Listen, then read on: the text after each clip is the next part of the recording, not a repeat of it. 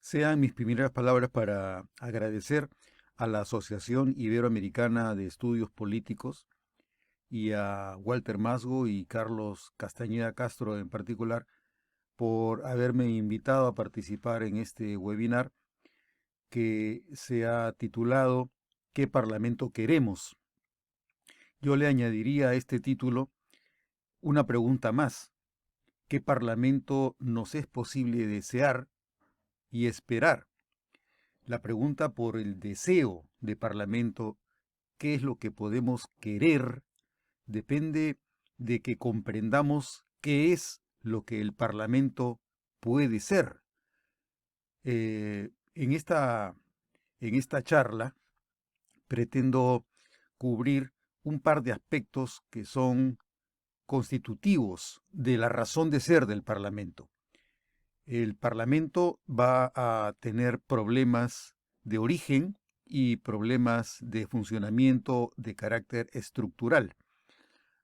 Desde el origen del Parlamento, este nace con una falla, la imposibilidad de que la totalidad de la población, menos aún la totalidad de los electores, queden auténticamente representados en el Parlamento.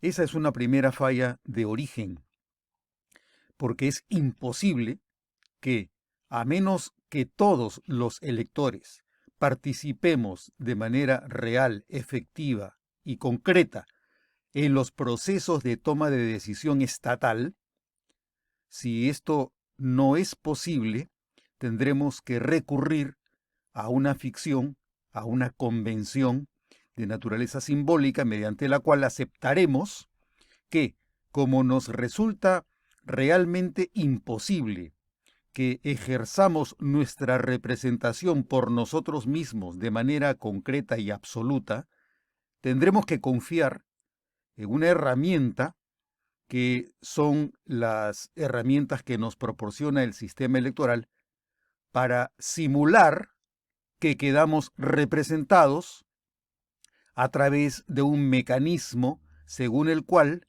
las mayorías van a decidir quiénes son los que pueden representar al pueblo. Las mayorías son las que quedan efectivamente representadas. Las minorías no acceden a la representación.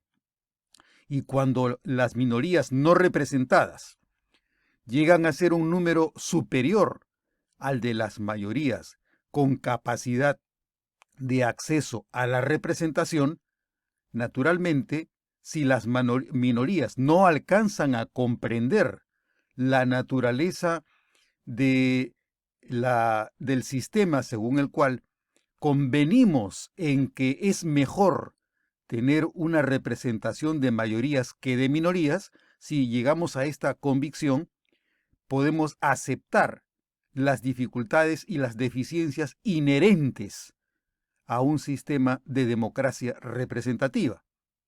Si no somos capaces de aceptar las deficiencias de origen de este sistema, según el cual solamente las mayorías serán las que accedan a puestos representativos en el Congreso, las posibilidades de descontento siempre van a ser mayores que las posibilidades de reconocimiento de esta dificultad de origen.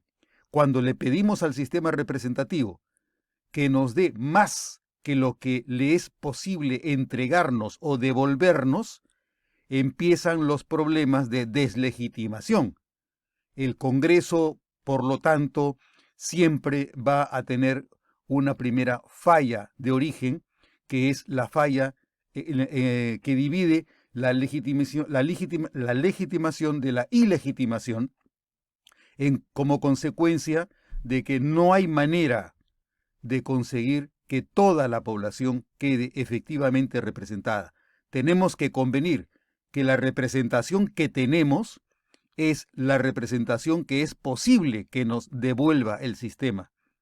Si le exigimos al sistema que sea más representativo que lo que el sistema puede ser, este es un síntoma de que las instituciones no nos están dando lo que las instituciones pueden darnos. No se le puede exigir a las instituciones de la democracia representativa que sean más representativas que lo que matemáticamente es posible que sean. Este tema es el de la imposibilidad de la democracia representativa con una falla de origen, pero además, en esta charla voy a abordar también los problemas de las fallas que tienen que ver con las ineficiencias de desempeño. Son dos tipos de fallas que están en la base del deseo de un distinto tipo de parlamento. ¿Qué parlamento podemos tener? ¿Qué parlamento podemos desear? Va a depender de el reconocimiento que tengamos de estas fallas de origen y del reconocimiento que tengamos de las fallas de desempeño. En cualquier caso, en cualquiera de los dos casos, sea cualesquiera que fuesen las fallas de origen o de desempeño, ninguna de las dos es posible solucionar a través de la ley. La única manera de tener un parlamento mejor es a través de una cultura compartida, porque en la base de la democracia representativa debe estar el reconocimiento de que es un sistema que trata de entregarnos niveles mínimos de representación sin que podamos exigirle la maximización de las expectativas que todos los ciudadanos tienen de tener un sistema mucho más ampliamente representativo, hasta que no se descubra un sistema matemático que permita que toda la población electoral quede efectivamente representada. Por eso es que, desconociendo las limitaciones de origen y de desempeño que tiene la democracia representativa, este tipo de democracia tiene innumerables enemigos, en particular quienes, conociendo las dificultades de que las minorías tengan acceso a puestos representativos, invocan el clamor popular o invocan el criterio de que hay que meterle pueblo a la democracia como sustento para minar las mayorías que tienen presencia en el Parlamento.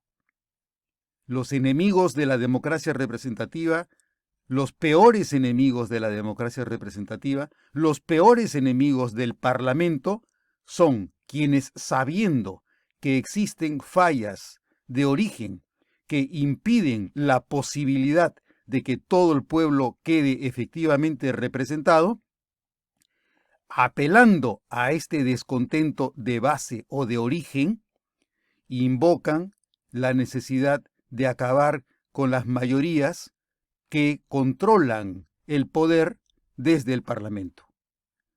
Esta falla, como digo, puede deberse al uso o utilización de las dificultades del sistema representativo para aprovechar de él y utilizar niveles de poder, una magnitud de poder que no corresponde que se utilice.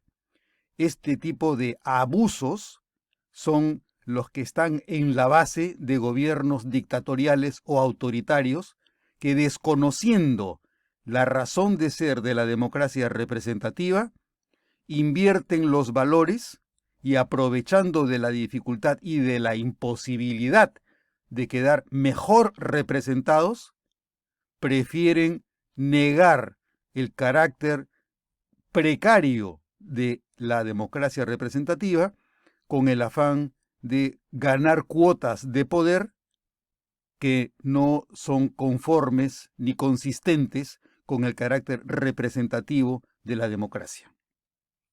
Es debido a este tipo de actitudes basadas en el mal uso o en el abuso consciente de las dificultades que tenemos minado el camino hacia la democracia representativa por quienes se aprovechan de la imposibilidad del sistema para hacerse de cuotas de poder que no les correspondería dentro de la legitimidad y el sustento del sistema de democracia representativa. Una de las maneras de captar cómo es que funciona en la conciencia popular esta dinámica de ilegitimación son las maneras en las que se cubre la información en los medios de comunicación. No faltan periodos en los que en los medios de comunicación, debido a la discrepancia que tienen quienes cubren las noticias por su disenso con la manera en la que se toman decisiones en el Parlamento, ponen titulares en los periódicos como el que apreciamos en el diario La Nación el día 8 de agosto del año 2006. Las elecciones habían tenido lugar en abril del año 2006. El 27 de julio del año 2006 se instaló el nuevo Congreso, el Congreso que fue dominado en esa época por el Partido Aprista. El periodo comprendía desde julio del año 2006 hasta julio del año 2011. No habían transcurrido aún 2 semanas y los diarios, en particular el diario La Nación, ya criticaba al nuevo Congreso. Como se leía en la carátula, en la portada principal de este diario, decía: cierren Congreso, pueblo harto de nuevos congresistas que se han dedicado a saquear dinero. Otorongos no cambian, son ociosos, incapaces y encima quieren cobrar millonada. Nadie debe tener privilegios en una democracia. Han cobrado cédula viva y 14 bonificaciones especiales. También el pueblo les paga clínicas privadas y se niegan a atenderse en hospitales públicos como el resto de los funcionarios. Este mismo tipo de crítica, que lo vemos en el año 2006, estamos en el año 2020. Han pasado 14 años y el mismo tipo de crítica se sigue haciendo. Cuánto de razón existe y cuánto de razón no existe, porque no es posible pedir más. Es cierto, estamos hablando de 2 tipos de deficiencias. Las deficiencias de desempeño, que son las que levantan los medios de comunicación para hacernos ver el descontento, pero también existen las deficiencias de origen, que son de las que se valen los medios para resaltar que los usos que realizan las mayorías están en contra de los usos de esas minorías que terminan siendo la mayoría no representada dentro del sistema. De la misma manera, este tipo de apelación al descontento se manifiesta con otros titulares de la misma época en los que aparece algún congresista que luego llegó a ser presidente del Congreso en el periodo 2011-2016 por el partido Unión por el Perú, que también se le conoció como el partido humanista. El señor Víctor Isla Rojas, cuando había accedido al puesto representativo, recibió una acrimonia, una crítica, y le tomaron la foto enseñando el dedo medio a un colega.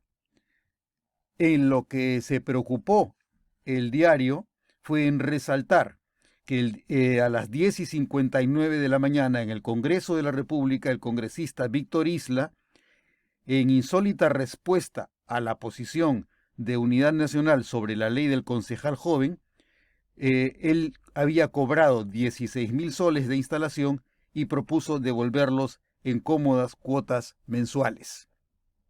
Esta es una crítica respecto a los estipendios que reciben los congresistas, a los que se les denomina los gastos de instalación. Ese mismo tipo de crítica se le hizo también a lo que se le cabe denominar el Parlamento Rabo, que se instaló el día 17 de marzo del año 2020, cuando se les entregó gastos de instalación a congresistas que tenían ya su residencia en Lima. De igual manera, en los mismos diarios se criticaba a la congresista Marta Hildebrand por haber aceptado los gastos de instalación, siendo así que ella reside en Lima. Este mismo tipo de crítica del año 2006 es el que se repite periodo tras periodo y no cambia, en razón a que existe esta disposición de que el Congreso provee a los congresistas de gastos de instalación. Si está bien o si está mal, ese es un tema aparte. Lo concreto es que se utiliza la crítica al sistema representativo favoreciendo el encono y la desaprobación con medidas con las que no se está de acuerdo. Entonces hay una combinación de factores. El aprovechamiento de la imposibilidad del sistema de entregarnos la absoluta y efectiva representación de todo el pueblo en el Parlamento para resaltar deficiencias de desempeño que terminan naturalmente minando las posibilidades del sistema representativo.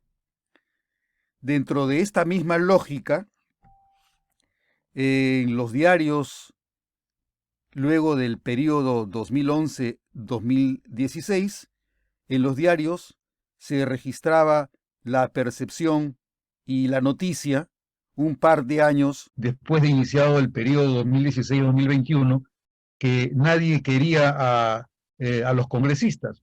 Decían que casi el 100% de una encuesta estaba en contra del Congreso porque los niveles de aprobación llegaban a lo más al 10%, mientras que los niveles de desaprobación estaban muy próximos al 87-88%.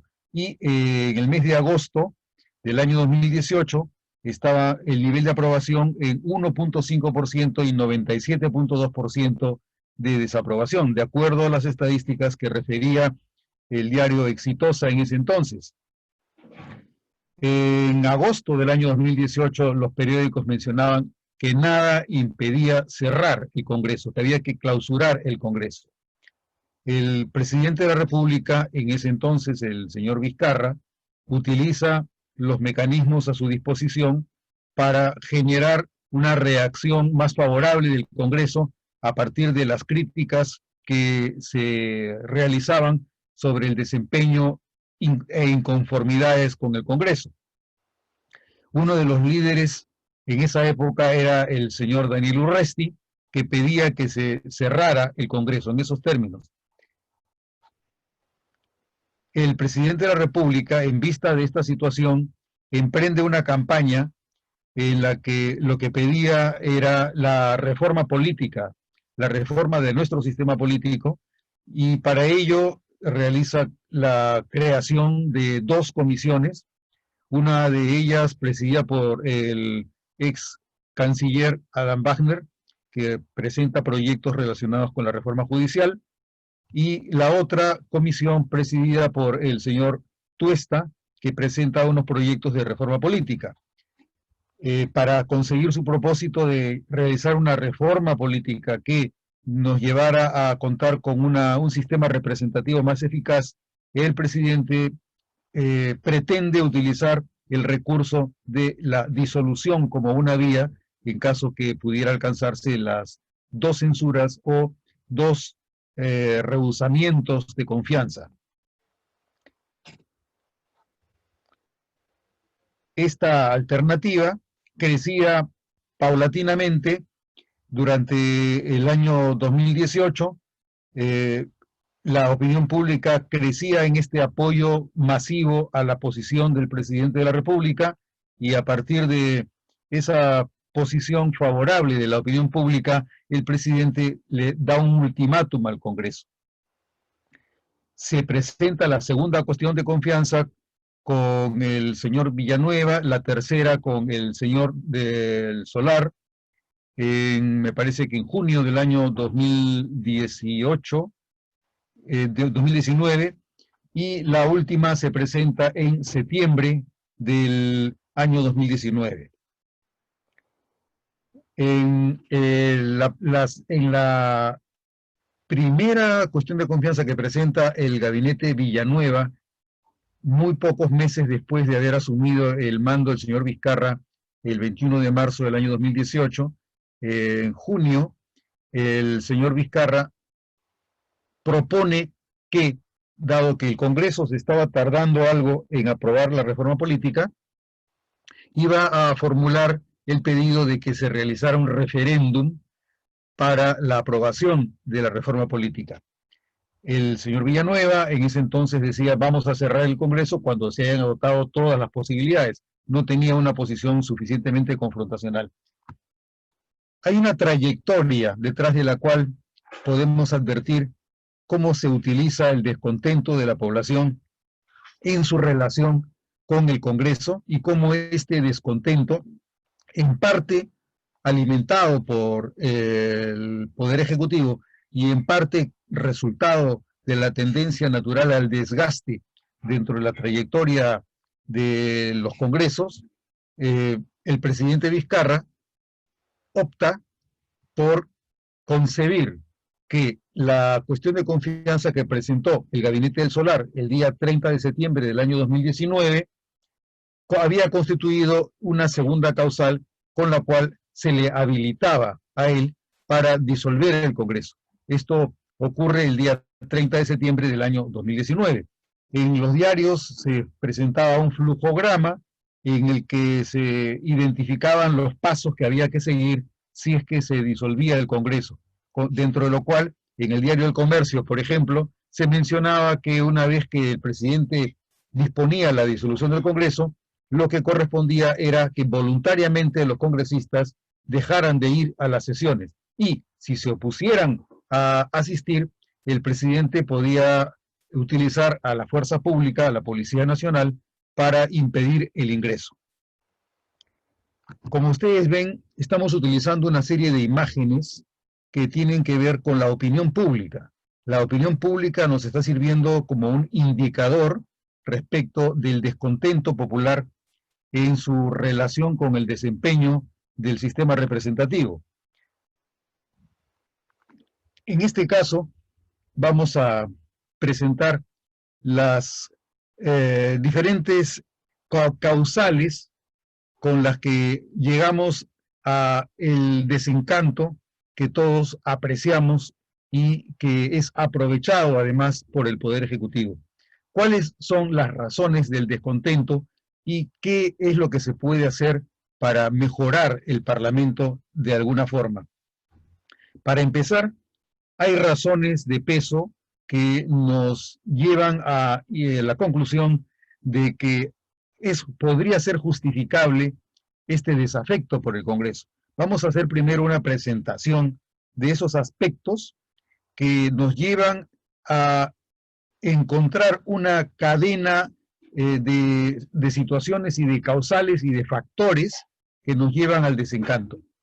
Son, tal como los puedo presentar en la pantalla, son 9 factores dentro de los cuales podemos encontrar esas justificaciones que nos llevan a entender las miserias de nuestra representación y las vergüenzas del desencanto popular, originadas en las incapacidades de la ciudadanía. La incapacidad ciudadana, es decir, por un lado, el ciudadano que acude a las urnas para votar es un ciudadano que cuando vota no tiene conciencia del efecto que tiene su voto respecto de la relación que se va a producir entre el gobierno y el Congreso. Esa es una primera deficiencia en el uso que del voto hace el ciudadano. Si tú desconoces qué efecto va a tener por quién votas para presidente y por quién votas para el Congreso, probablemente cuando tú expreses tu voto no tengas conciencia de que esto va a generar relaciones de mayorías y de minorías entre el gobierno y el Congreso, y al interior del Congreso va a diseñar también un juego de relaciones entre mayorías y minorías, porque a partir de la sumatoria de preferencias que realiza el sistema electoral con el uso que del voto hacen los ciudadanos, vamos a tener un condicionamiento respecto de la relación favorable o desfavorable con las políticas del gobierno y la labor del Congreso en el control que desempeña. Por ejemplo, si tenemos un partido en el Poder Ejecutivo que tiene mayoría absoluta en el Congreso, las posibilidades que le da el sistema al presidente de la República son muy amplias. Por lo tanto, los riesgos para que se produzca una situación favorable a la concentración de poder son mucho más grandes. Al revés, si en el ejercicio electoral el electorado prefiere, como consecuencia del uso de las fórmulas, que el Poder Ejecutivo no tenga suficiente mayoría en el Congreso y al revés, le otorga una mayoría muy favorable a un partido de oposición al gobierno, la consecuencia natural será que el gobierno tendrá mucha dificultad para conducir el país, para gobernar el país y a la vez tendrá que lidiar con mecanismos de negociación mucho más importantes con el Congreso. Entonces, esas son opciones. La otra opción sería que el electorado opte por darle un poco de mayoría al gobierno y relativa fuerza a grupos de la oposición. Son básicamente tres alternativas entre varias que pueden caracterizar el funcionamiento del sistema político dentro de nuestras relaciones constitucionales. El ciudadano común y corriente desconoce que con el ejercicio de su voto el sistema va a funcionar de una manera determinada. Lo que hemos advertido, por ejemplo, en el periodo 2016-2019, ha sido consecuencia del voto popular. El pueblo quiso que se produjera una relación en la que el Congreso tuviera una mayoría aplastante y opositora al partido de gobierno. Obviamente esto se produce porque dentro de nuestro sistema electoral se prevé que el Poder Ejecutivo debe tener mayoría absoluta en la primera vuelta y si no se alcanza la mayoría absoluta debe ir en una segunda vuelta y en esa segunda vuelta el electorado solamente vota por el Ejecutivo, para el presidente y los vicepresidentes y no para el Congreso. Entonces, esta es una consecuencia que es inherente al uso del sistema electoral por el elector. Y si el elector no tiene suficiente conciencia de los usos que del sistema él hace, no se hace cargo ni se responsabiliza lo suficiente de las consecuencias que tiene el uso de su voto. Por eso es que muchos criticaron el arreglo de fuerzas entre el gobierno y el Congreso, reprochando al partido que obtuvo más o menos el 70 y tantos % de escaños, tuvo 73, menos del 70%, alrededor de 60 y tantos % de escaños, con 73 escaños, le reprochaba a este partido el actuar con cierta dosis de obstruccionismo, de bloqueo, de conflicto y de choque, de manera tal que impedía el fluido proceso de conducción del país. Pudo haber ocurrido totalmente lo contrario. El electorado pudo haberle dado mayoría a un partido con, en las dos ramas del Estado, en el Ejecutivo y en el Congreso, en cuyo caso probablemente la opinión pública también haría sentir su voz porque entendería que el Parlamento actuaba de manera demasiado complaciente con el gobierno y que la posibilidad de controlar los actos del Ejecutivo eran menores. La insuficiente conciencia que tiene el electorado sobre las consecuencias que tiene su voto en el sistema representativo son críticas. Cuando el ciudadano lo desconoce, no puede entender correctamente por qué el sistema está produciendo los resultados que produce.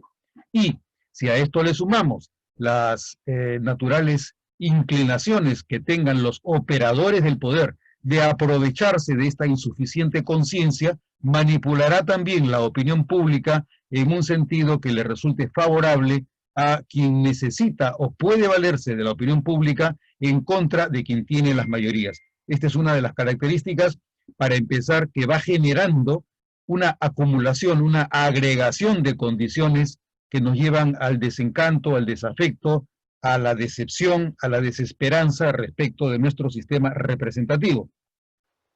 El segundo factor, podemos mencionar, es el del rentismo utilitario de los partidos políticos.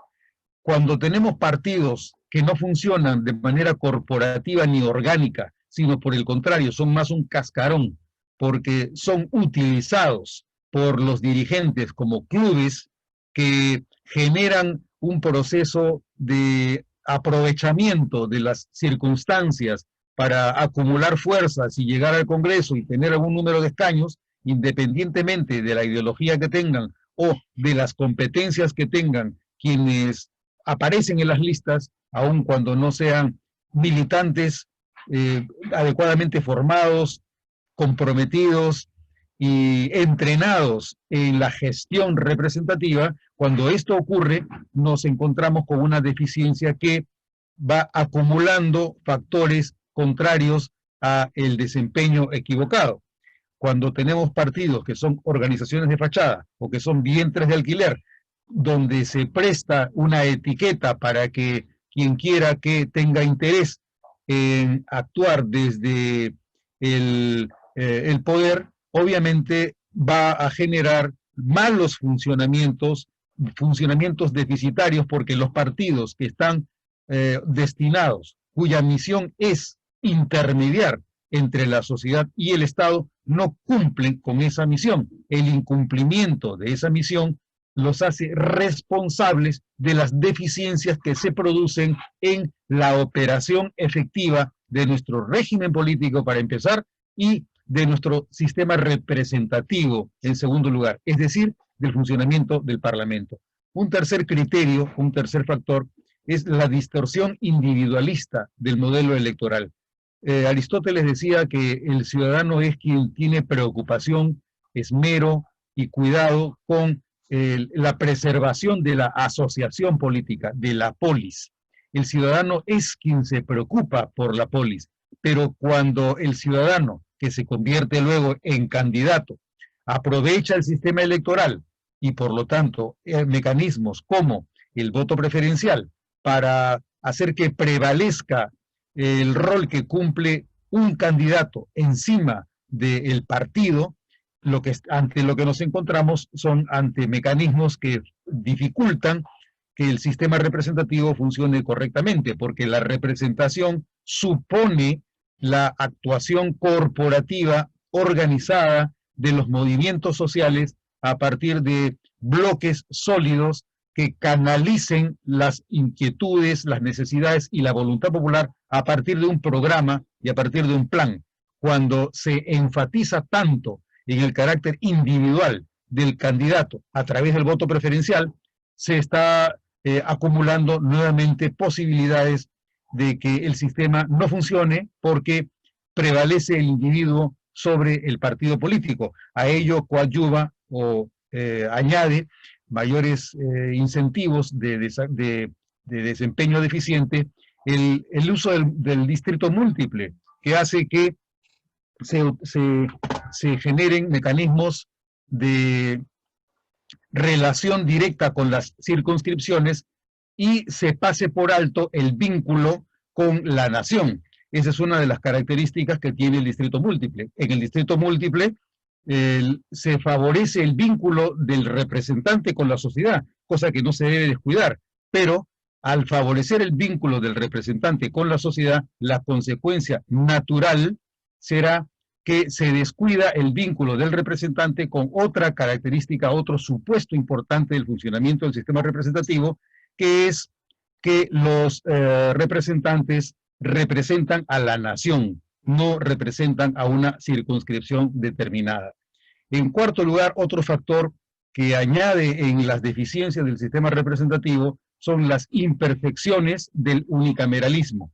Cuando se opta por el sistema unicameral en contra del bicameral en la constituyente del año 1993, se produce una diferencia notable respecto de la relación entre el número de electores y el representante, mientras que hasta el año 1992 teníamos 240 curules, las cuales comprendían 180 de diputados y 60 de senadores, además de los escaños para los senadores vitalicios, que eran los presidentes de la República. Cuando se produce esta contingencia, el Perú tendría aproximadamente 16 millones de electores en total, si no 12 millones de electores, pero ahora nos encontramos con una situación en la que en el Perú somos casi 34 millones de electores, de habitantes y 24 millones de electores. Se ha casi duplicado la población electoral en el Perú, mientras que el número de escaños con las justas ha subido de 120, que era originalmente, a 130. Entonces se diluye la calidad del vínculo entre el representante y el elector, aunque no fuera sino de una manera matemática o nominal. En quinto lugar, otro problema importante en el desencanto, en la decepción, en la desilusión y en el desafecto respecto al Congreso, son las perversiones en la gestión del Congreso. Las perversiones se producen principalmente, podríamos mencionar varias, pero una de las más importantes quizá sea el favorecer arreglos organizacionales en los que prevalece el interés por el cupo en un órgano, en un grupo de trabajo, antes que las necesidades de eficiencia dentro del sistema que permite la organización del Congreso. A lo que me refiero es a que estamos ante un Congreso que tiene 130 curules, 130 representantes, pero el sistema de comisiones, por ejemplo, tiene 24 comisiones ordinarias, tiene la subcomisión de acusaciones, la comisión de levantamiento de inmunidad, tiene la comisión permanente, tiene la subcomisión de acusaciones constitucionales, que es un órgano dependiente de la comisión permanente, y aparte tiene las comisiones investigadoras, las comisiones especiales, las comisiones protocolares,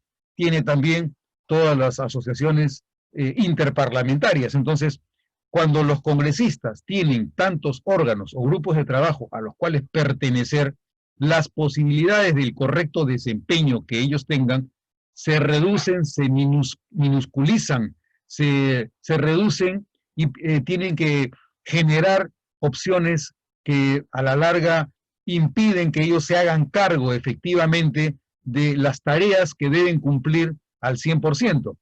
Esto supone que, por ejemplo, en el Congreso, además del excesivo número de comisiones que tenemos, el Congreso en el reglamento haya incluido el mecanismo de las suplencias.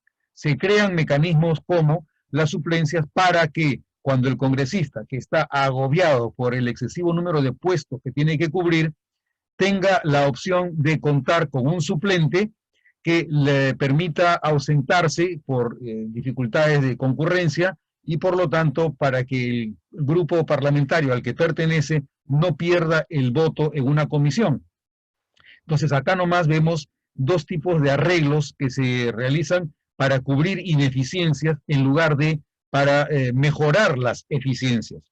El sexto factor que nos permite comprender cómo es que llegamos a las miserias del sistema representativo, a partir de lo cual deseamos que las distopías se conviertan en utopías, es el factor de las consecuencias irresponsables de la delegación del mandato a los asesores. Como veíamos hace un momento, debido a que el número de comisiones es alto, el número de puestos que tiene que cubrir cada grupo parlamentario es demasiado elevado, los congresistas no pueden hacerse cargo ellos mismos de cada una de las tareas inherentes a su membresía a una comisión determinada.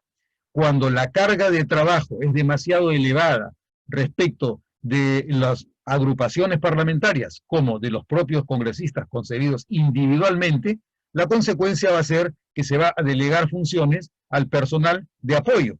Por eso es que se justifica que en cada uno de los periodos aumente el número de personas que apoyan, que asesoren a los congresistas para que ellos puedan cumplir mínimamente con las expectativas que tienen los puestos en los cuales ellos tienen una carga de trabajo determinada, y en vez ellos lo que hacen es delegar en los asesores una tarea que deberían desarrollar de manera personalísima, porque el mandato parlamentario es no solo irrenunciable, sino además indelegable, y cuando se delega el mandato a una persona ajena al vínculo representativo, el propio sistema representativo se pervierte debido a que quienes confiamos en el congresista para que nos represente, no tenemos ninguna posibilidad de que lo haga él personalmente, sino que lo hará un tercero que cumplirá las funciones de quien debió realizarlas de manera directa, inmediata y personal. El séptimo factor que nos encontramos para generar esta cadena de disvalor en el sistema representativo es la prostitución populista del proceso legislativo. ¿A qué nos referimos con esto? Como ustedes conocen, en el Congreso el número de leyes que se aprueba es demasiado elevado porque existe una concepción errónea, falaz, equivocada, torcida, que consiste en la idea de que cualquier problema de la realidad debe ser solucionado a través de una ley. Y cuando se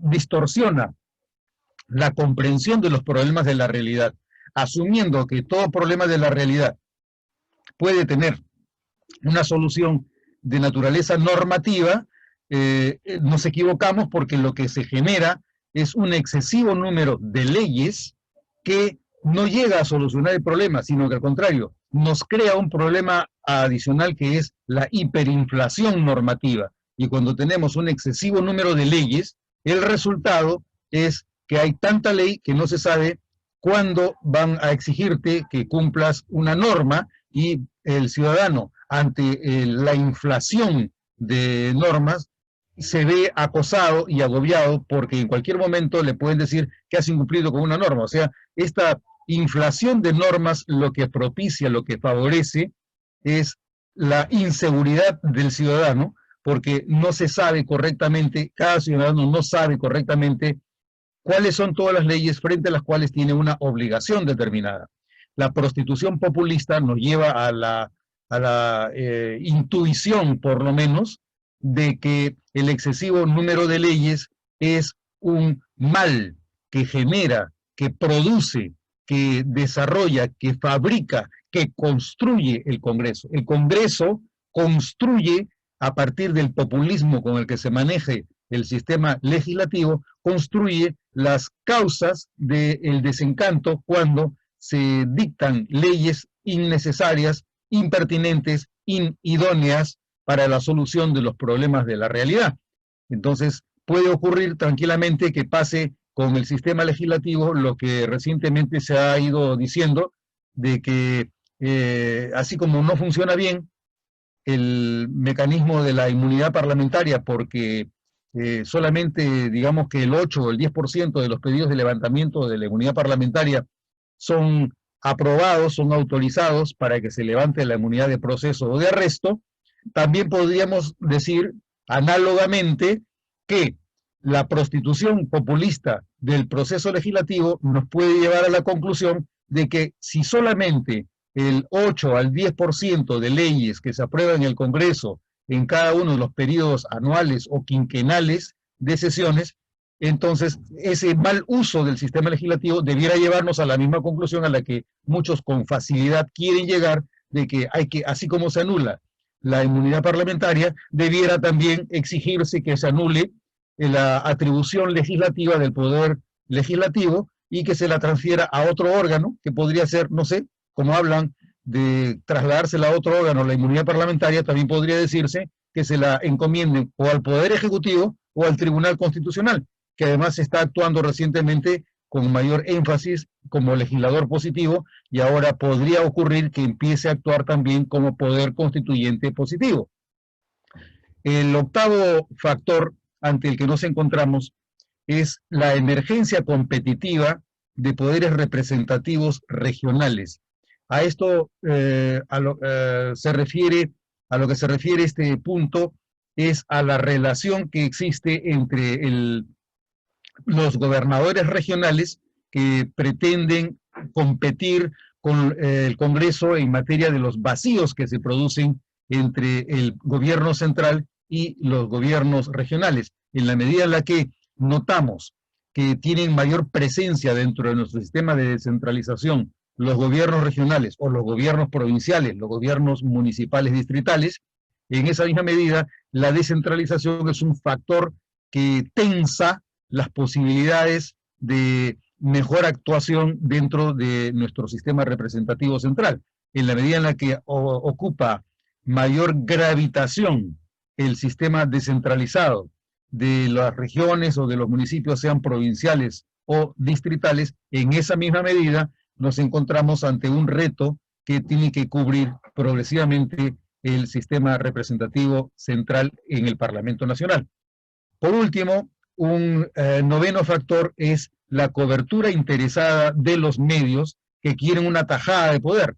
Como el Congreso no funciona correctamente y como los propios congresistas no tienen la capacidad de explicar cómo es que debe funcionar el sistema, porque ellos mismos lo hacen funcionar mal, entonces este vacío y estas deficiencias son las que propician el crecimiento y la importancia cada vez más fuerte de los medios de comunicación, por un lado, que van acompañados con los sistemas de la encuestocracia y de la demoscopía, que quiere decir que el gobierno se va manipulando a partir de las encuestas. Entonces, esta es la suma de factores que nos va llevando progresivamente a una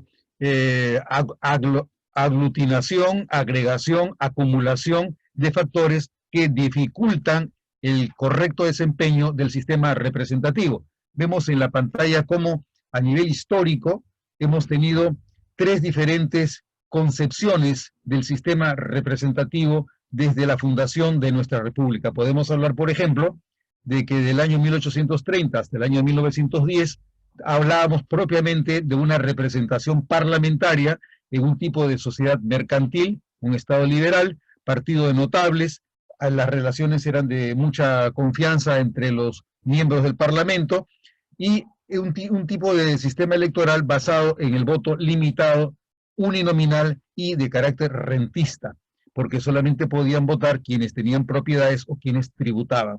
Del periodo 1910 a 1980 hablamos de un tipo de representación partidarizada, porque a partir de la división bipolar en el mundo entre el capitalismo y el comunismo, entre la democracia y el comunismo, la relación permitía la identificación de las posiciones políticas a través de la asociación a un sistema de tipo democrático o de tipo comunista a partir del vínculo con el capital o el vínculo con el trabajo.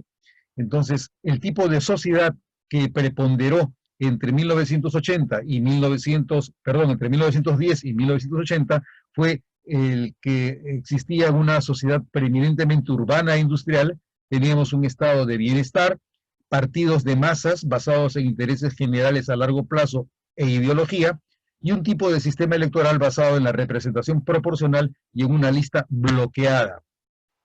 Por último, a partir del año 1980, a nivel mundial, y esto repercute también en el Perú, nos encontramos con un tipo de representación que podríamos llamar una representación post-social basado en los instrumentos de carácter demoscópico, es decir, el mayor uso que tiene la encuesta como criterio de medición, de evaluación y de valoración del desempeño del sistema político, en particular en el Perú, pero en general en el mundo. A partir del año 1980 vemos que desaparece el concepto que teníamos de partido político basado en su posición respecto al capital o al trabajo, y la sociedad enfatiza cada vez más en el carácter heterogéneo, plural, diverso, basado en las diferencias y en las diferentes opciones que tiene la ciudadanía. Se segmenta el mercado político y el Estado pasa a una etapa de progresiva reducción del intervencionismo que primó hasta el año 1980 a nivel mundial y en el Perú en particular hasta el año 1992, pasamos a un tipo de Estado subsidiario donde prevalece un sistema de mercado, de libertad de mercado. Los partidos se convierten en mecanismos, como les llaman los atrapalotodo o catch-all parties. La representación cada vez enfatiza más en la imagen que tú quieres dejar en el electorado para que vote por ti, más que en el desempeño y los resultados propiamente que salen de la gestión. Y por otro lado, se desarrolla también un sistema electoral de carácter personalizado. Ahora vemos en la pantalla cómo va funcionando este sistema de representación demoscópica. Podemos apreciar que en el periodo comprendido entre el año 1993 y el año 2020, hay picos que están mencionados, que están referidos con los círculos rojos, por ejemplo, el año 1995, el año 2001, el año 2006, el año 2011 y el año 2016, hay picos que están marcados con un círculo rojo, donde advertimos los puntos más altos que ha tenido el grado de aceptación, el grado de aprobación del Congreso entre el año 1993 y el año 2020. El promedio de aprobación en ese periodo ha sido del 24.4% entre 1993 y el año 2020. Y hemos tenido picos muy bajos, como el del año 2005-2006 o el año 2013-2014. Estos periodos de declive nos hacen pensar que hay momentos en los que se pronuncia mucho más enfática y agudamente el descontento con el sistema representativo. Pero si de este periodo extraemos el que comprende del año 2001 al año 2020, es decir, prácticamente los últimos 20 años, vemos que ya el promedio no es del 24%, sino solo del 18% entre el año 2001 y el año 2020, donde los picos son más altos, son comparativamente más altos. Tenemos el pico del año 2001-2002 en 36, 2005-2006 en 30, perdón, 2006-2007 en 30, 2011-2012 en 27, 2016-2017 en 33, y el último, que es un periodo en el que en lo que se ha aprobado ha sido prácticamente la disolución del Congreso, que está en 30. Pero hablamos de periodos muy bajos por año. Entonces, eso quiere decir, durante el año el Parlamento ha llegado a 10 puntos para todo el año, quiere decir que han habido momentos un poco más altos de 10, pero también un poco más bajos de 10. ¿Qué nos está diciendo este cuadro en particular? Nos está diciendo que la aprobación del Congreso en promedio en los últimos 20 años ha sido del 18%.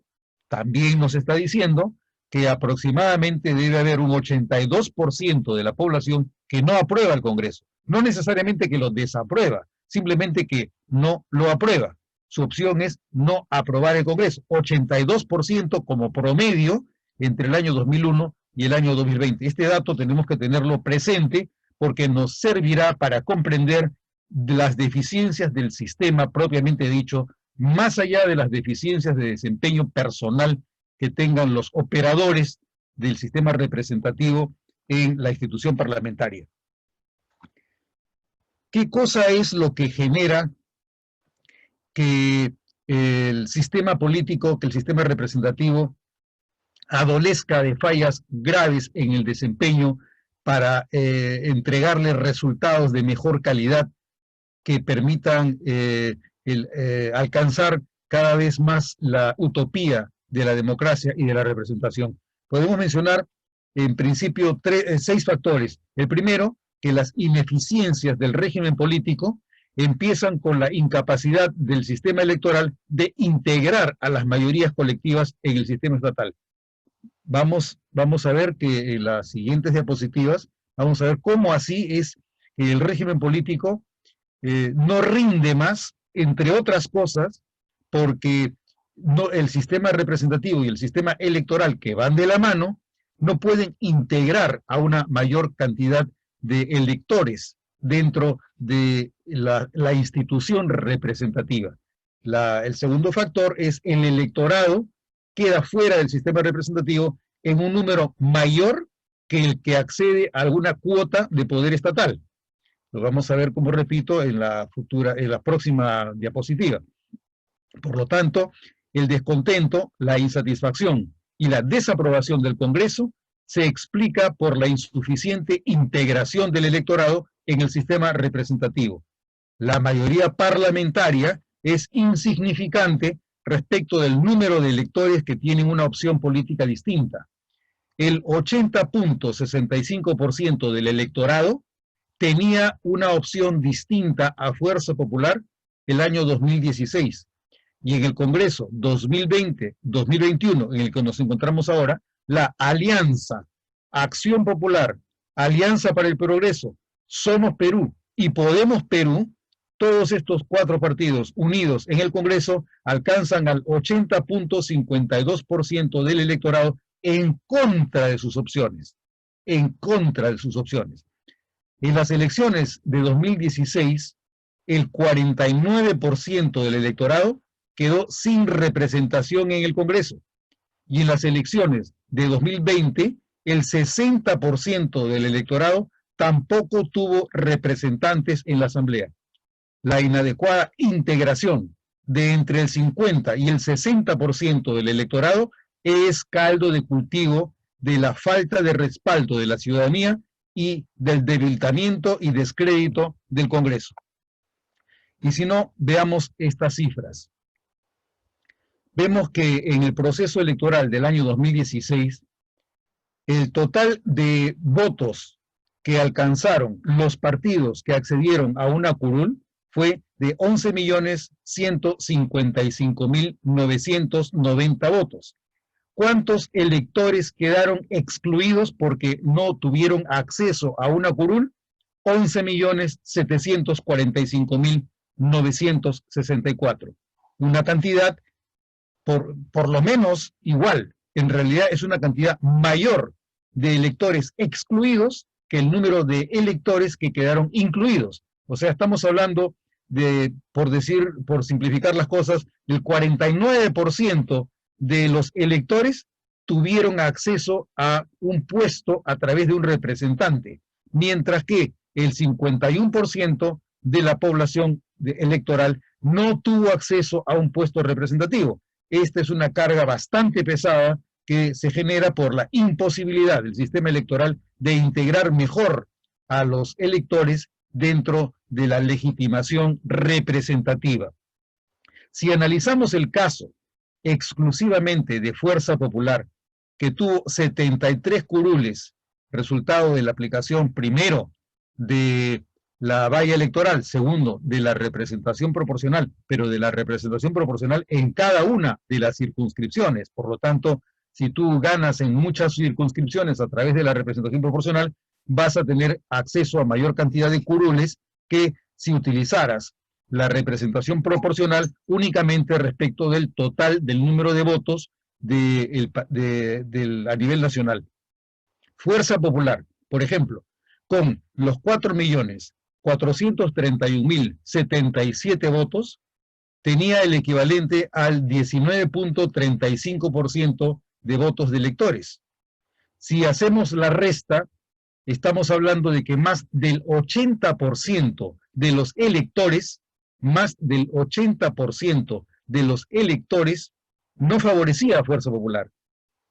Si el 80% de los electores no favorecía a Fuerza Popular y veíamos antes que las encuestas de aprobación del Congreso, el promedio es del 18%, nos podemos explicar cómo así, si tenemos solamente al 19.35% de electores que favorecen a un partido político, será muy fácil que quienes no están a favor, porque no han votado a favor de ese partido político, muestren su no aprobación, no digo desaprobación, muestren su no aprobación por lo que quiera que hiciera el partido que llegó al Congreso con el 19.35%.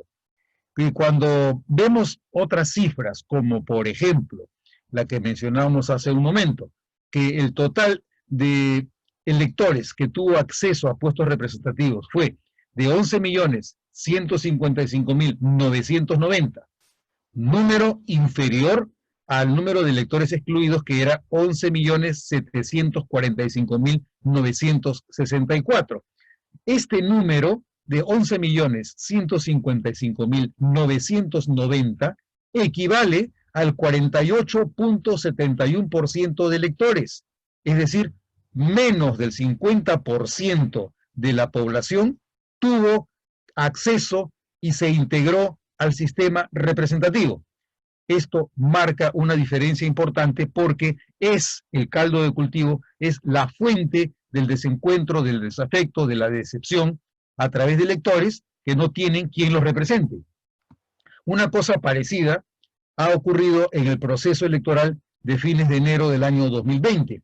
La sumatoria de las curules que han tenido Acción Popular, Podemos Perú, Alianza para el Progreso, Somos Perú, equivale más o menos a 69 curules, que es una cantidad inferior a la que alcanzó Fuerza Popular y solo Fuerza Popular, que tuvo 73 curules. Entonces, cuando comparamos el total de votos que obtuvieron los 9 partidos que accedieron a un puesto representativo, la cantidad de votantes que tuvo acceso a ese puesto representativo era inferior incluso a la que se produjo el año 2016. En el año 2016 tenemos más de 11 millones, ahora estamos hablando de 10.163.000 votantes que tuvieron acceso a puestos representativos y de una manera muy fragmentaria.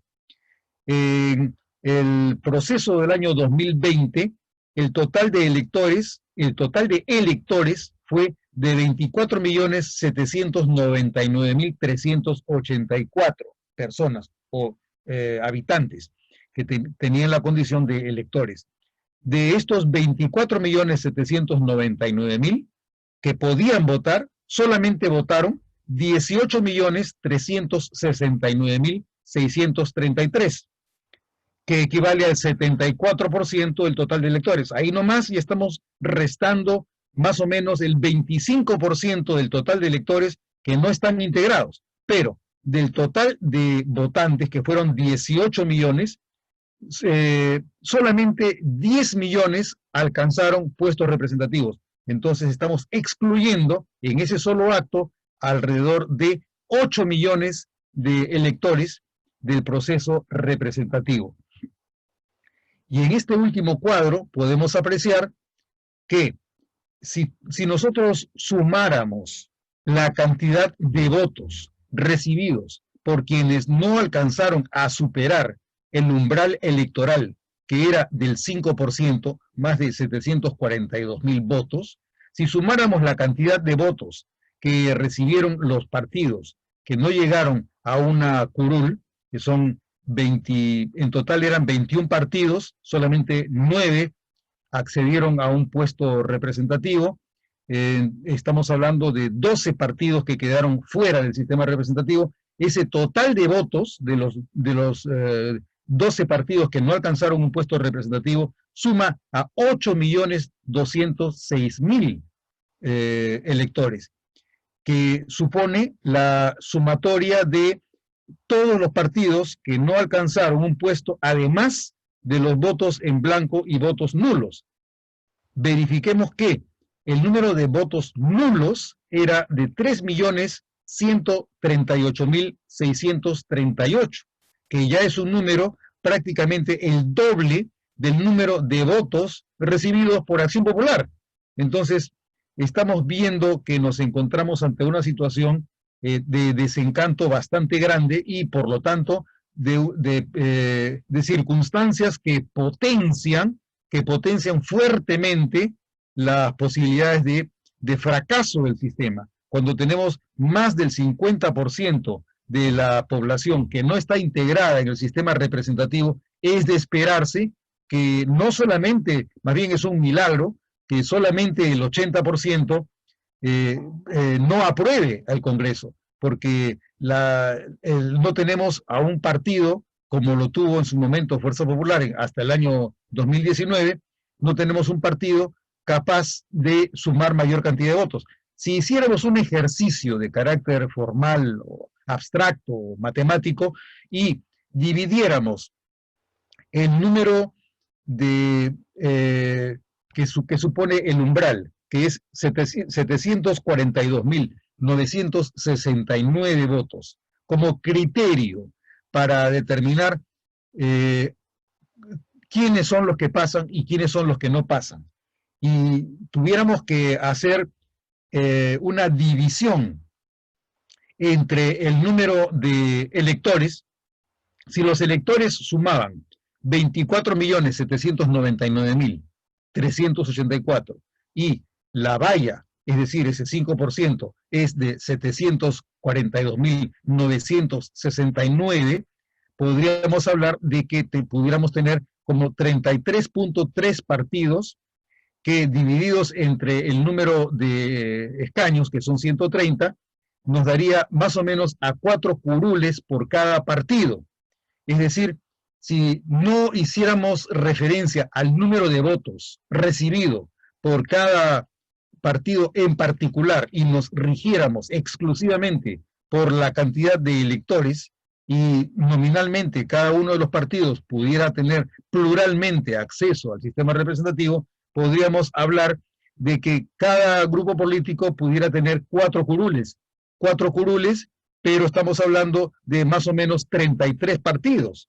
Esto aparentemente podría permitir una mayor integración de la sociedad en el sistema representativo. El problema de la mayor integración y del exceso de pluralidad es que también este mecanismo no revela cuáles son las mayorías en las tendencias y en las preferencias en materia de políticas públicas.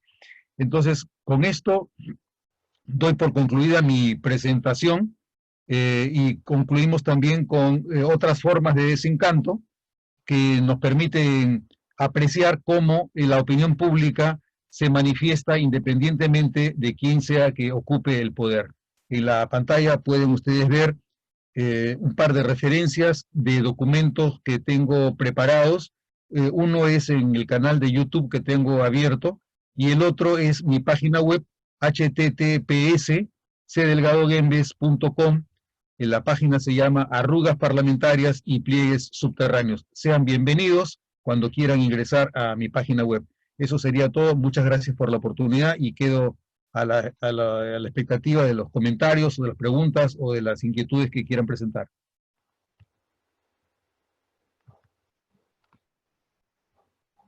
Bien, César, gracias por una excelente ponencia. Bien, vamos a dar uso de la palabra al licenciado Carlos Castañeda Castro. Él es politólogo de profesión, con estudios de maestría en ciencia política en la Pontificia Universidad Católica del Perú. Es especialista parlamentario del Congreso de la República, se ha desempeñado como jefe del área de participación ciudadana del Congreso, es director de la página Política Perú y autor de varios artículos. Es un profesional conocedor del tema parlamentario. Así que dejamos en el uso de palabras al licenciado Carlos Castañeda Castro.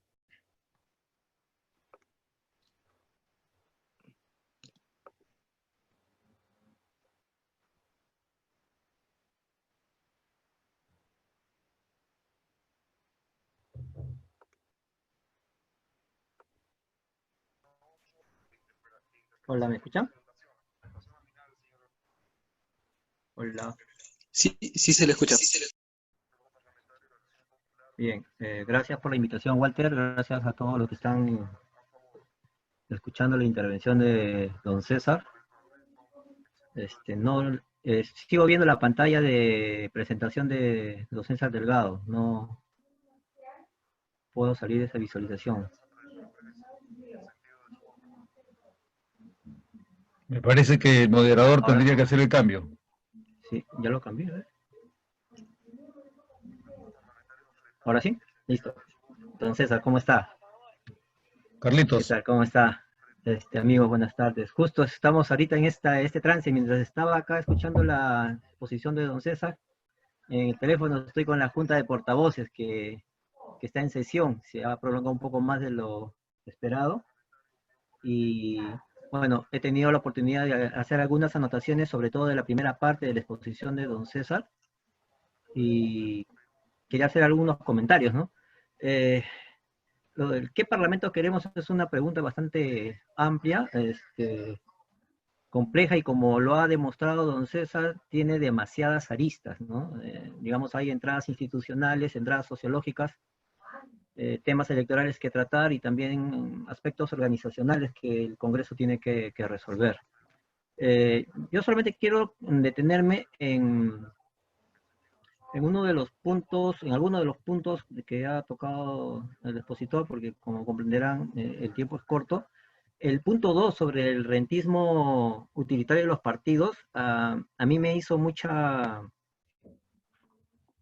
reflexionar este tema ya hace bastante tiempo, e incluso tuve la oportunidad de escribir un ensayo sobre esto, ¿no?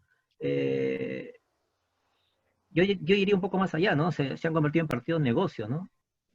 Y lo más interesante es que si ustedes observan, por ejemplo, cómo se va moviendo a lo largo del tiempo la militancia de los partidos políticos, ustedes pueden revisar esto, la información que está en el Jurado Nacional de Elecciones, van a encontrarse una cosa bien interesante que a mí me llamó la atención, es que cuando empiezan los procesos electorales y los militantes de los partidos empiezan a identificar cuál es el partido que posiblemente pueda llegar al poder en el siguiente periodo, se nota con bastante evidencia cómo se va trasladando la militancia de los partidos que tienen menos probabilidades de tomar el poder hacia aquel que tiene las posibilidades de llegar. Y por eso hace unos años escribí un artículo que se llama Transfugismo Militante, ¿no? Y la explicación que yo encontré en esa oportunidad es que evidentemente ante el sistema de partidos que tenemos, pueden haber 15 partidos, la probabilidad de que sus militantes logren acceso a cargos públicos se va diluyendo, y porque en 5 años el partido X puede estar en el control del gobierno, de algún gobierno regional, nacional, subnacional, etcétera, pero no hay opción de que en el siguiente sea parte del gobierno. Entonces, ¿qué sucede? Que empieza la migración, por decirlo de manera más delicada, ¿no? Empieza la migración, y entonces, así como existe un mercado para las candidaturas, también existe evidentemente un mercado para acceder a cargos públicos, y en ese mercado nuestros partidos contribuyen, ¿no? a que esto se evidencie, ¿no? Los invito a revisar la información de cómo se van moviendo los electores, los militantes, perdón, de los partidos políticos, ¿no? A lo largo del tiempo, y cómo van fluctuando, ¿no? Y van a notar ese detalle. Otro aspecto que a mí me llamó la atención de lo que ha explicado don César es sobre la distorsión individualista del sistema electoral. Don César arguye que el político se aprovecha del sistema electoral, y es cierto, ¿no? Es cierto. No, yo no podría afirmar si es una particularidad o peculiaridad de nuestros políticos, pero el sistema electoral que tenemos y el sistema político que tenemos evidentemente no es un sistema perfecto, no lo va a ser. No esperemos pues que nuestros criterios o nuestros juicios sobre lo que debería ser el sistema político puedan plasmarse en la realidad, pero digamos que las fallas que tiene el sistema o las disfuncionalidades son aprovechadas por los políticos, y en este caso particular, el sistema electoral y el voto preferencial es un aspecto que, como ustedes pueden evidenciar, genera resistencias extremas para ser eliminado. Y evidentemente eso tiene una explicación, porque digamos que esa es la forma en que los políticos consiguen ser elegidos, y cambiarles, digamos, la forma de hacerse elegir implicaría, entre comillas, un nuevo aprendizaje, una nueva manera de conseguir los votos para lograr encumbrarse en el poder, ¿no? Entonces, cuando les pones límites o les estableces medidas como lo que se está previendo de que tengamos primarias o que hayan elecciones en todos los partidos donde participen los electores, eso evidentemente trastoca, ¿no? Trastoca la forma como los políticos se han ido asignando a lo largo de los años los cupos para los cargos de elección popular. Otra cosa que me llamó la atención de la exposición de don César es sobre las imperfecciones de la unicameralidad. Es cierto, tiene imperfecciones, y él creo que contrapone, ¿no?, este tema de la bicameralidad sobre la unicameralidad. Yo no sé realmente si, no quiero tomar posición si uno u otro sistema es mejor que el otro. Lo que sí es cierto, y esa afirmación es correcta desde mi punto de vista, la relación entre electores y representantes se ha diluido, ¿no? O sea, la proporción. Ahora tenemos muchos más electores, menos representantes, y entonces eso ha generado un problema. Pero no creo que necesariamente tenga que ver con la unicameralidad o la bicameralidad, sino tiene que ver más con este problema, digamos, incluso prejuicio que tenemos de que los representantes deben ser lo menos posibles, ¿no? 130 congresistas para un país de 20 y tantos millones de electores, evidentemente generan un problema. Y un problema gordo porque, por ejemplo, Lima está subrepresentada, y va a estar más subrepresentada si es que se aprueba claro, si se aprueba esta ley que crea el distrito electoral para los peruanos en el extranjero, pero le quita los cupos a Lima, ¿no? Entonces ahí hay un problema gordo. Un problema gordo que también se generó, me estoy recordando, cuando se le asignó a Lima Provincias 4 escaños de manera directa. Porque nuevamente la redistribución de los escaños, según lo que hoy la ley electoral establece, ¿no?, genera subrepresentaciones, como en el caso de Lima y otros departamentos, y sobrerepresentación en algunos otros casos. Otro punto que tiene que ver también con la organización, y que don César lo menciona como perversión en la gestión del Congreso. Bueno, yo quisiera solamente anotar, ¿no?, agregar algo, ¿no? En este periodo y en el periodo anterior, los grupos parlamentarios no han sido capaces siquiera de cubrir los cupos que tienen en las comisiones ordinarias. Entonces está ocurriendo la nueva figura de que se ceden cupos entre los grupos, ¿no? Por decirte, el grupo parlamentario X, como no puede cubrir 3 vacantes en unas comisiones, le cede el cupo a otra bancada, o le cede el cupo a congresistas de otra bancada, pero resulta que los portavoces de esa bancada o el portavoz de esa bancada dice: un momentito, pero a mí ¿quién me ha consultado? Y se generan conflictos que ponen, digamos, en cuestión, ¿no?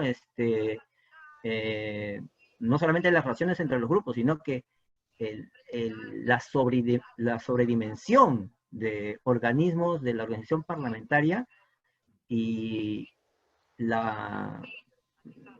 el tamaño tan pequeño que tienen los grupos parlamentarios que les resulta imposible, es absolutamente imposible cubrir todos los cupos, y evidentemente si ustedes revisan el cuadro de comisiones ordinarias o cualquier otro de los organismos que tiene el Congreso, se van a dar cuenta rápidamente que los partidos políticos, los grupos parlamentarios no logran cubrir estos grupos, ¿no? Y viene el otro punto que don César también ha notado con certeza, ¿no? Que es el hecho de que los asesores toman, digamos, toman poder sobre la base de la delegación que los mismos congresistas le hacen, ¿no?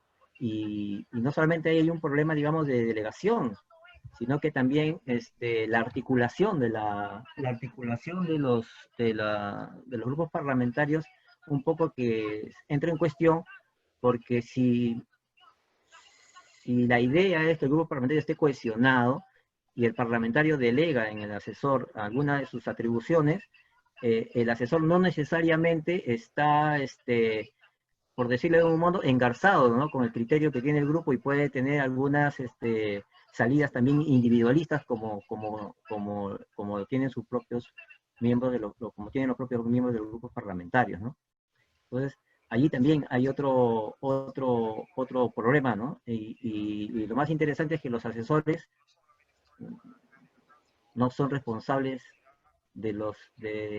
digamos, podrían tener responsabilidades de otra naturaleza penal, etcétera, pero las decisiones que los asesores toman en nombre de los congresistas, ellos no asumen esa responsabilidad, digamos, política, sino que ¿quién la asume? La asume el parlamentario.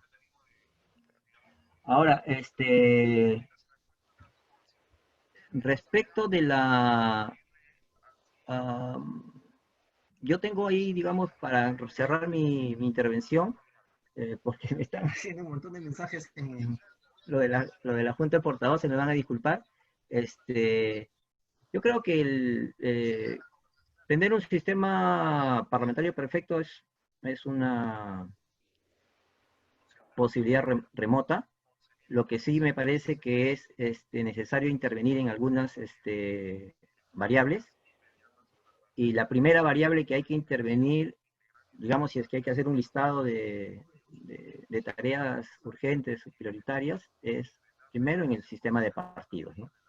Mientras el sistema de partidos no funcione como tal, el Parlamento va a pagar las consecuencias de esa debilidad institucional. Eso implica una serie de cambios que ustedes notan que son difíciles de lograr. Las resistencias son evidentes. El otro punto tiene que ver también con la desafección que tienen los electores, los ciudadanos, sobre la política, ¿no? Ha hecho notar don César con énfasis que no siempre son conscientes los electores de lo que deciden al momento de votar. Y por ahí vi un comentario de algún participante, no recuerdo acá su nombre, no sé si lo puedo ver, diciendo que los partidos son los que ponen a los candidatos, efectivamente. Justamente porque los partidos son los que ponen a los candidatos, digamos que el menú que nos proponen los partidos no es necesariamente la mejor oferta que podemos esperar. Y por añadidura también debemos observar que no necesariamente las personas que podrían tener mejores capacidades para entrar a la política lo hacen necesariamente, porque saben que entran en un escenario un poco complejo, que tiene sus aristas y que a veces, evidentemente, muchos de nosotros, incluso los que alguna vez hemos estudiado política, nos resulta un poco complejo ingresar a ese mundo, ¿no? Porque es digamos que requiere tener bastante agallas para meterse a ese manejo, ¿no? Entonces yo diría que si tendríamos que trabajar partidos, ciudadanía y modificaciones al sistema electoral que están en curso, que no necesariamente vamos a obtener el sistema perfecto, pero sí que debemos también empujar a que el sistema funcione. Al final los sistemas no funcionan de manera autónoma, ¿no? Sino que las personas que las conforman, en este caso los miembros, son los que debemos hacerlo funcionar, y don César, que ha sido parte hasta hace poco del Parlamento, ha sido una de las personas, y es una de las personas que más conoce sobre el Parlamento, del cual todos nosotros hemos y estamos aprendiendo permanentemente, y a pesar de que él ya no está con nosotros en el Congreso, como él sabe, siempre que tenemos alguna duda, siempre que tenemos algo que nos llame la atención y que no sabemos cómo resolver, porque tampoco somos, no tenemos la experiencia que él tiene, siempre acudimos a su persona, ¿no? Para que nos oriente, ¿no? Que nos oriente, y para poder hacer que el Congreso, dentro de toda esta complejidad, ¿no? Por lo menos procesalmente, por lo menos de manera, en el tema de los procedimientos, se cumplan en la medida de las posibilidades, ¿no? Muchas gracias por la oportunidad, y agradecerle nuevamente al Walter y a todos los que están escuchándonos, ¿no? Y disculpen si he sido un poco desordenado, pero la verdad es que como tengo al costado lo de la sesión, se me ha complicado un poco prestar mayor atención a la actividad a la cual fui invitado, pensando que no iba a haber hoy día sesión, imagínense, porque si iba a ser en la mañana y lo trasladaban a la tarde, ¿no? Gracias. Ok, Carlos, muchas gracias. Definitivamente tocar el tema de qué parlamento queremos involucra hablar de las reformas políticas, ¿no? Y César ha hecho bien hacer un análisis sistémico de todo lo complejo que resulta analizar una situación de este tipo, y especialmente hablando del Parlamento, una institución no querida, no muy popular en ninguna parte del mundo. Y precisamente eso involucra que en el análisis, con lo cual comparto con César, no solamente es analizar el tema del Congreso, es analizar realmente el funcionamiento del sistema político, entendido esto como un engranaje en el cual, como bien decía César y Carlos, implica el buen funcionamiento de un sistema electoral, de un sistema de partidos y de un régimen político o forma de gobierno, lo cual definitivamente en el Perú no tiene la mejor performance y eficacia. Y creo que ahí podemos ver que el tema del Parlamento no solamente involucra al Congreso, sino involucra a las otras instituciones y al sistema político en general. Por ello resulta interesante el análisis que ha hecho César, y con datos estadísticos, para ver también que esto no es un tema solamente de una institución. Al respecto quiero hacer un par de preguntas a César, y además de algunas preguntas, compartir algunas preguntas que están haciendo también los participantes de esta sesión. Primero, ver cuál es la relación, César, que encuentras entre la forma de gobierno presidencialista y un sistema unicameral y bicameral. Si hay una data al respecto que hace ver si en América Latina tenemos un régimen presidencialista o semipresidencialista, ¿cuál es el modelo que mejor funciona? ¿El bicameral o el unicameral? Cada uno tiene sus características, sus pros y contras. Y segundo es también que tiene que ver con el funcionamiento del sistema de partido, y qué tipo de sistema de partido funciona mejor en relación al tipo de parlamento que tenemos.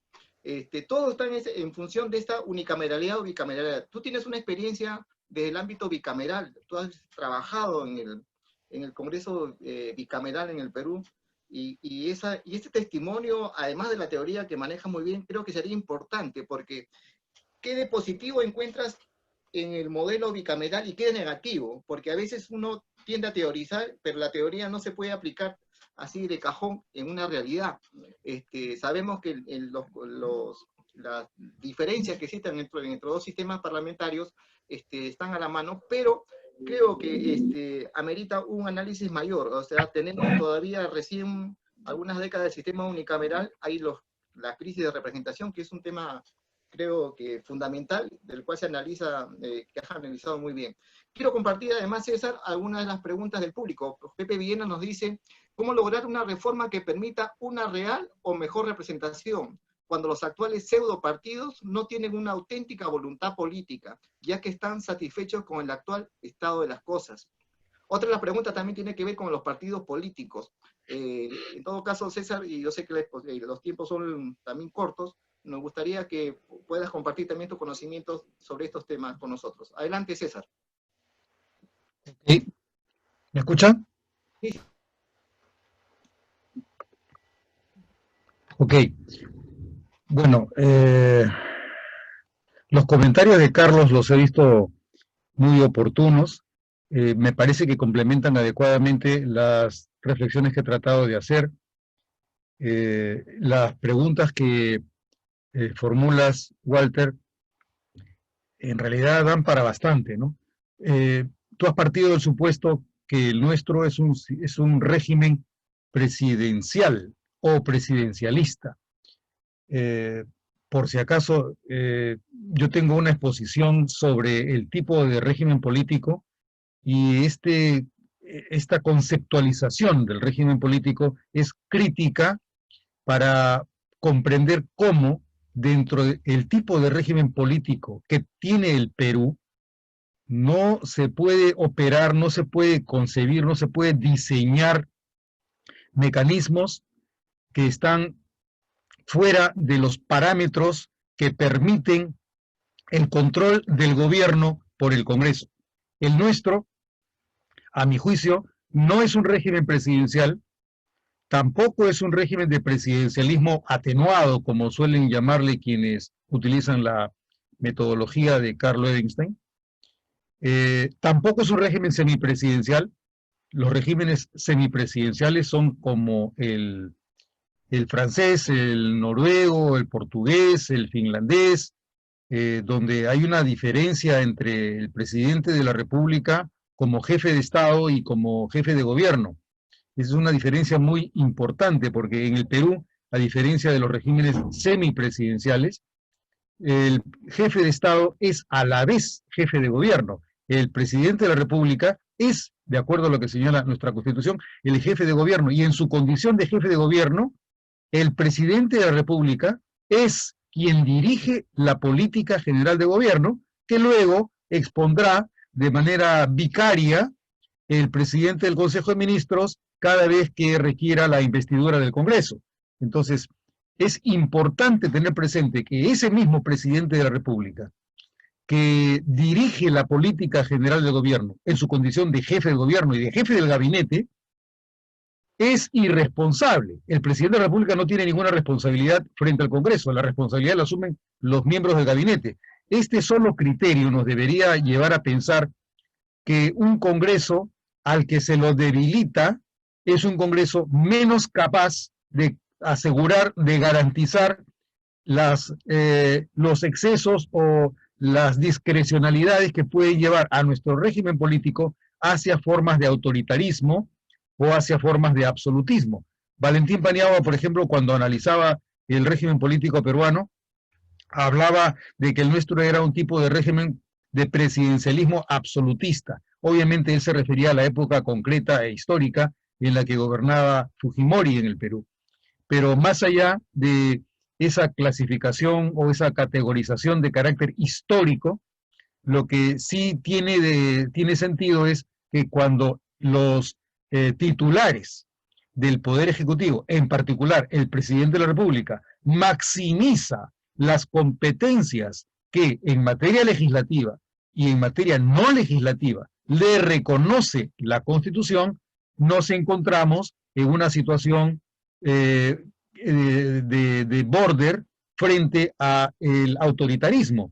Ahora último estamos apreciándolo con toda claridad. El presidente de la República el día 30 de septiembre se tomó la atribución de descolocar al Congreso de la titularidad que le corresponde para decidir si otorga o no otorga la confianza, usurpó la función del Congreso y por lo tanto él dijo, el Congreso me ha denegado la confianza a mi gabinete y por lo tanto yo lo puedo disolver. Esa es una inconstitucionalidad grave que ha sido permitida y avalada por el Tribunal Constitucional. Me parece que el Tribunal Constitucional no ha tenido la suficiente visión para trascender los apetitos ideológicos, las preferencias, y ha actuado con parcialidad y sin neutralidad, sin objetividad, cuando le ha dado la razón al gobierno en el proceso competencial que se inició luego de la disolución del Congreso. Entonces, es importante tener presente cuál es la naturaleza de nuestro régimen político, porque a partir de esa naturaleza es, como dices, Walter, que puede analizarse ¿qué conviene más? Si tener un régimen unicameral o un régimen bicameral. Y ahí la cuestión es de otra índole, a mi juicio. Lo que necesitamos es tener un parlamento fuerte, no un parlamento debilitado, y menos un parlamento que se autodebilita por la inoperatividad y también por la ineptitud y por la ignorancia de quienes ocupan puestos representativos.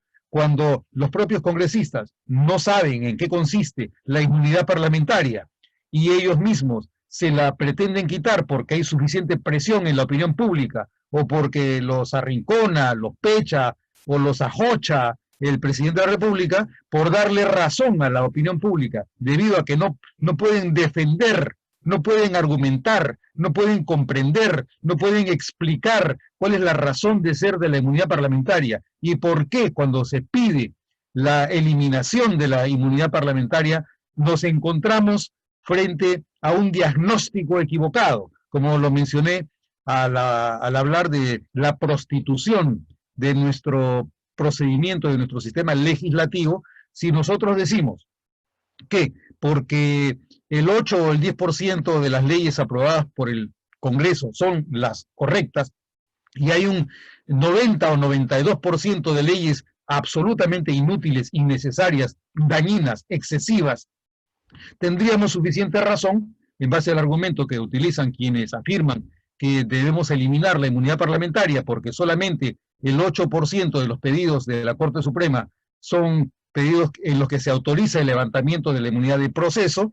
También tendríamos que dar a la conclusión, como lo mencioné en mi exposición, que habría que o eliminar el Congreso y encomendarle la función legislativa al Tribunal Constitucional o al presidente de la República, porque la función legislativa no se está cumpliendo. El problema no es el buen o mal uso de una institución. La inmunidad parlamentaria es una institución necesaria, como el sistema legislativo en manos del Congreso es una institución necesaria. El problema es de los operadores. Los operadores no son competentes para utilizar correctamente la gestión estatal en el Congreso. Y esas incompetencias son consecuencia de la referencia que se hace también en la otra pregunta sobre la naturaleza de los partidos políticos. Los partidos políticos no están cumpliendo con su misión. Como mencioné también en la exposición, son más un cascarón, son vientre de alquiler, son clubes electorales que se organizan con la finalidad utilitaria y pragmática, mercantilista, de acceder a un puesto de poder por las razones que fuese. Entonces, ¿por qué no cumplen los partidos, que son quienes tienen que proponernos ese menú de postulantes para ocupar un puesto representativo? ¿Por qué no están cumpliendo? Porque no están capacitando a quienes nos postulan como candidatos para que ocupen correctamente los puestos representativos y para que se disminuya la brecha natural que existe entre los requisitos que existen para ocupar una curul, que son los que señala la Constitución, tener más de 25 años de edad, ser peruano y no tener ningún tipo de interdicción penal, y los requisitos que son necesarios, más allá de estos requisitos mínimos de carácter constitucional, los requisitos que son necesarios para desempeñar puestos de gestión estatal. Tú no puedes llegar al Congreso para aprender cómo se gestiona el Congreso. El señor Urresti, yo no sé cuánto sepa, puede saber mucho de marketing, de comunicaciones, es su especialidad, pero de ahí a que conozca la institución parlamentaria, cuál es la misión del Congreso, qué es lo que debe hacer, de ahí a que proponga y haga una campaña feroz para la eliminación de la inmunidad parlamentaria y que últimamente diga que no estuvo de acuerdo en que le quitaran la inmunidad parlamentaria al Tribunal Constitucional, cuando la razón de ser de la inmunidad del Tribunal Constitucional es una cuestión accesoria, porque lo principal es la inmunidad parlamentaria, que luego, como en el caso de la ley 2530, comienzan a colgarse muchos otros después para beneficiarse de una prerrogativa que no les es propia. Entonces, los partidos no cumplen con su misión. Y el régimen político peruano es un régimen de presidencialismo parlamentarizado. Es decir, se han acuñado algunos rasgos y mecanismos de los sistemas parlamentarios para controlar mejor el poder del poder ejecutivo. en este contexto, ¿cómo funciona el sistema cameral? ¿Debemos mantener un sistema unicameral o debemos pasar a un sistema bicameral? El criterio para responder esa pregunta es cómo conseguimos que cualquiera de las dos opciones haga del Congreso una institución más eficiente respecto de la misión política y constitucional que le corresponde de evitar la concentración del poder, sea el propio o sea el del Poder Ejecutivo. Para responder esa pregunta, tenemos primero que todo que darnos cuenta que para llegar eventualmente a un sistema bicameral, en el supuesto de que esa sea la mejor opción, antes tenemos que hacer eficiente el sistema unicameral y por lo tanto tenemos que hacer las correcciones necesarias en la organización del funcionamiento de este Congreso unicameral, y mientras que eso no lo hagamos, cualquier tipo de reforma que tienda a la bicameralización de nuestro régimen nos va a fallar, porque vamos a seguir repitiendo las mismas ineficiencias que tenemos con el régimen unicameral. Y el Perú no necesita, sería un lujo tener un sistema bicameral en el que se repitan los mismos errores que tenemos en el régimen unicameral. ¿Cómo sí podemos pasar a un régimen bicameral? Primero, corrigiendo las deficiencias del sistema unicameral. Esto supondría, entre otras cosas, trabajar a partir de planes estratégicos, con herramientas de gestión, por ejemplo, determinar carga de trabajo, por ejemplo, determinar cuáles son las competencias para ocupar puestos representativos a los que los partidos políticos les presenten a los postulantes idóneos para esos puestos, por ejemplo, disminuir el número de comisiones, que son excesivas, por ejemplo, eliminar las suplencias y responsabilizando a los congresistas por las tareas que deben cumplir y no que las deleguen a terceros que no tienen vínculo con el representado, que es la voluntad popular. Entonces, mientras que no se produzca el cambio en materia de un unicameralismo eficiente, cualquier cambio hacia el bicameralismo va a ser fatuo, va a ser innecesario, va a ser un saludo no a la bandera, sino un saludo al zoológico, en realidad, que tenemos dentro de nuestro sistema político. Yo sí creo que hay formas de llegar a bicameralismos más eficientes, y no solamente a partir del sistema electoral, es decir, que la Cámara de Diputados sea la representación del pueblo, que de repente el Senado sea la representación de corporaciones, de comunidades, de la propia representación a través del Distrito Nacional. Podría ser un Senado elegido parte por el sistema de elección de distrito único y otra parte, otra proporción, otro porcentaje a partir de las comunidades campesinas o a través de colegios profesionales, de gremios, etcétera, etcétera. Son opciones de origen que no creo que solucionen el problema. Para mí lo más importante, si se tratara de pensar en un régimen bicameral, luego de haber hecho más eficiente el régimen unicameral, sería que las funciones de una de las cámaras no sean iguales a las funciones de la otra de las cámaras. Por ejemplo, en el sistema bicameral se esperaría que la Cámara de Diputados sea la Cámara legisladora, mientras que el Senado sea la Cámara en la que se realiza, por ejemplo, el análisis del impacto social de la ley o del seguimiento de la ley para ver qué leyes que ha aprobado el Congreso se están cumpliendo o no se están cumpliendo, de forma que a través del ojo crítico, a través del monitoreo de la gestión legislativa que pueda realizar el Senado, se cuente con un insumo adecuado respecto de lo que está pasando con la ley en la sociedad. Ahora, el valor de la ley es próximo al cero matemático, porque en el caso de los congresistas, ellos operan como esos padres que dan las órdenes en la casa, dicen, yo quiero que, le dice al hijo, yo quiero que estés acá a las 8 de la noche. El padre se va a dormir, y el hijo no llega a las 8 de la noche y llega a las 4 de la mañana. El padre está dormido y no lo sabe. Lo mismo pasa con la ley. Las leyes que aprueba el Congreso son leyes que no se saben si se van a cumplir o no, y no les importa porque lo que les importa simplemente es decir, acá hay un problema, yo lo soluciono con la ley, independientemente de si la ley es el instrumento eficaz para solucionar un problema de la realidad política y social del país. Esa ausencia de conciencia del representante sobre el valor de la ley hace que tengamos exceso de ley, y por exceso de ley no tenemos ley. La ley en el Perú no vale por ser excesiva. El exceso de ley anula la ley. Entonces, así como se podría hablar de esa función para el Senado en materia del seguimiento, monitoreo y evaluación de impacto de la ley, también se le podría asignar otras funciones, de manera que además en el Perú se integre nuevamente la función que ahora desarrollan Contraloría y el Defensor del Pueblo dentro del Congreso como órganos del Congreso. El surgimiento y la aparición de la Defensoría del Pueblo y de la Contraloría surgió como consecuencia de las deficiencias del Congreso, porque el Congreso no podía cumplir la misión que cumple el Defensor del Pueblo o el Contralor, es que se han independizado. Y ahora la acción del Congreso es tan torpe que necesita el consentimiento de Contraloría para verificar que lo que está ocurriendo en el Estado o en el propio Congreso es correcto o no es correcto. Eso, sinceramente, es deplorable. Pero acá creo que mejor me quedo para poder continuar con alguna otra pregunta si es que la tuvieran.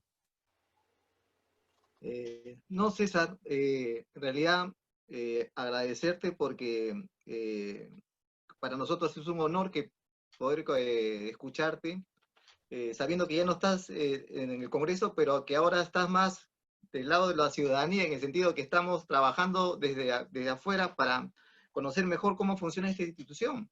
Y precisamente también quiero anunciar que próximamente César nos dictará un curso especializado en Derecho Constitucional y Parlamentario, y creo que los que estamos y que seguimos leyendo sus textos y además sus conocimientos vamos a poder compartir más adelante. Quiero hacer este reconocimiento público a todo el trabajo realizado en estos años por César en sus publicaciones y también en trabajo real en el Congreso, y creo que todos los que están conectados y que están escribiéndonos en las redes también y en el Face, hacen público también este reconocimiento a César. César, muchísimas gracias por todo lo que has aportado hasta ahora en el tema parlamentario y constitucional, y estamos reconocidos por ello, y por eso nuestras felicitaciones y el cariño de toda la gente que te conocemos hace muchos años. Muchas gracias a los que nos han estado siguiendo en las redes. La próxima semana vamos a tocar el tema de comunicación política parlamentaria y o legislativa, que estará a cargo del doctor Jorge González Oré, un especialista en la materia. Así que, y agradeciendo también al licenciado Carlos Castañeda, que también ha trabajado y es parte de nuestra institución, con sus aportes sobre la materia. Muchísimas gracias y nos vemos la próxima semana. Gracias, César. Nos vemos. Muchas gracias, honrado estar con ustedes. Hasta luego. Hasta luego.